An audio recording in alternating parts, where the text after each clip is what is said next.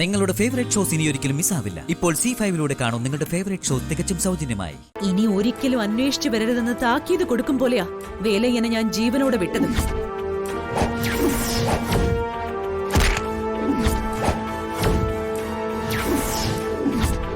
കുറച്ചുനാള് അയാൾ ഏതെങ്കിലും വൈദ്യശാലയിലെ ദേഹം തളർന്നു കിടക്കുമെന്ന് ഉറപ്പാ. പക്ഷേ അയാൾ നേരത്തെ തന്നെ രാധയെക്കുറിച്ചുള്ള വിവരങ്ങൾ ശത്രുക്കളെ അറിയിച്ചിട്ടുണ്ടെങ്കിലോ? ഇതിനകം തന്നെ അവര് നിങ്ങളെ സ്പോട്ട് ചെയ്തിട്ടുണ്ടോ ഇല്ലയോ എന്ന് എങ്ങനെ അറിയാൻ പറ്റും? സത്യം പറഞ്ഞാ എനിക്കത് അറിയില്ല വേണുവേട്ട. ഭാവിയെക്കുറിച്ച് എനിക്കിപ്പോ ആലോചനകളൊന്നുമില്ല.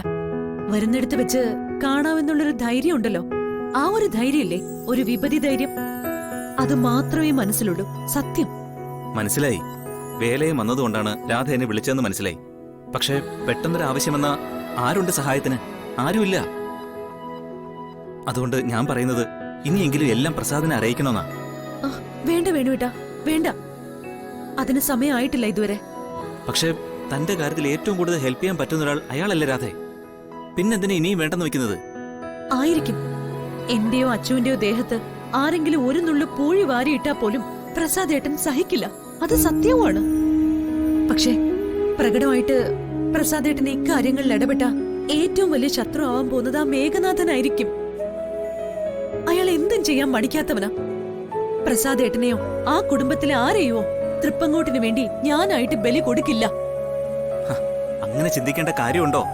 ഭാര്യയും ഭർത്താവെന്ന് പറയുമ്പോ ഒരുമിച്ച് നിൽക്കേണ്ടവരല്ലേ നിങ്ങള്? സുഖത്തിലും ദുഃഖത്തിലും പ്രതിസന്ധികളിലും ആപത്തുകളിലും എല്ലാം ഒന്ന് ആലോചിച്ച് നോക്കൂ. പ്രസാദേട്ടൻ എന്റെ ആരുമല്ല വേണുവേട്ട. നാളെ നല്ലൊരു പെൺകുട്ടിയോടൊപ്പം ഇഷ്ടമുള്ളൊരു ജീവിതം ജീവിക്കേണ്ട ആളാണ്. അത് നിങ്ങൾക്ക് ആർക്കും അറിയാത്തത് കൊണ്ടാ. രാധ എന്താ ഒന്നും പറയാത്തത്? അഞ്ജലി,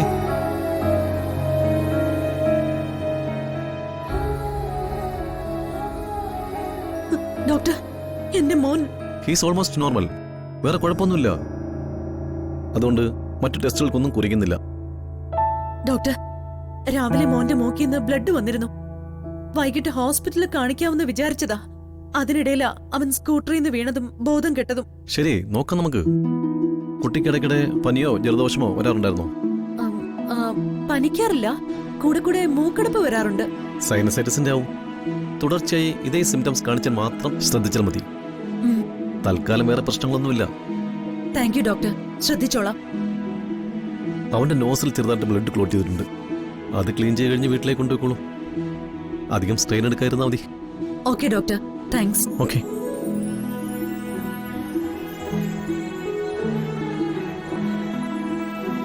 എന്തായാലും മോന്റെ കാര്യം പ്രസാദ് അറിയില്ലേ? എന്തു പറ്റിയെന്ന് പറയും താൻ? മോന് കുഴപ്പമൊന്നുമില്ലല്ലോ, അതുകൊണ്ട് പ്രസാദേട്ടനോട് പറയുന്നില്ല ഇനി. അച്ചു പറയില്ലേ? അതെന്തെങ്കിലും ചെയ്യണം. നോക്കാം എന്താന്ന്. ശരി, ഞാൻ പോവാ. താൻ എന്തായാലും ജാഗ്രതയോടെ ഇരിക്കണം. താൻ മാത്രമല്ല, ആ വീട്ടിലുള്ളവരും. രാധയെ നേടാൻ മേഘനാഥൻ ഇറങ്ങി പുറപ്പെട്ട ചുട്ട് ചാമ്പലാക്കാൻ പോകുന്നത് ആരുടെയൊക്കെ ജീവിതങ്ങളായിരിക്കുമെന്ന് ഊഹിക്കാൻ നമുക്ക് ആർക്കും കഴിയില്ല. അറിയാലോ? അയാള് വരട്ടെ വേണുവേട്ടാ. ഒന്നും അത്ര എളുപ്പമായി ഞാനിനി വിട്ടുകൊടുക്കില്ല. എനിക്കെന്റെ ജീവൻ ഉപേക്ഷിച്ച് പോകേണ്ടി വന്നാലും അയാളെയും കൊണ്ടേ ഞാൻ പോകൂ, അതുറപ്പാ. ഏയ്, അങ്ങനെയൊന്നും സംഭവിക്കില്ല. എല്ലാം അറിഞ്ഞുകൊണ്ട് ഞാനൊക്കെ ഇല്ലേ തന്റെ കൂടെ? ഡൗൺലോഡ് ചെയ്യൂ C5 ആപ്പ്. കാണൂ എല്ലാ എപ്പിസോഡുകളും സൗജന്യമായി.